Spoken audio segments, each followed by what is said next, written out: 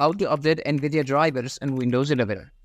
So let's first go to Device Manager, and from here select Display Drivers, and you can see Nvidia GeForce GTX 1650.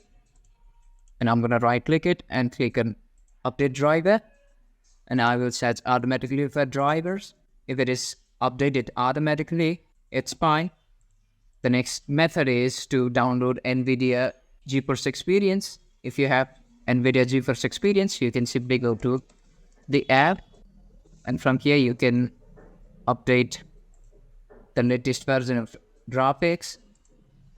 Here on the drivers, you can simply click for check for updates, and it will help you to update the latest version of driver, Nvidia graphics driver. Or you can go to Google Chrome and search for Nvidia GeForce Experience and download the app and install it.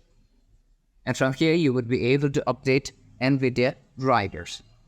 If you find this tutorial helpful, to subscribe and don't forget to leave us a like and comment. Thank you.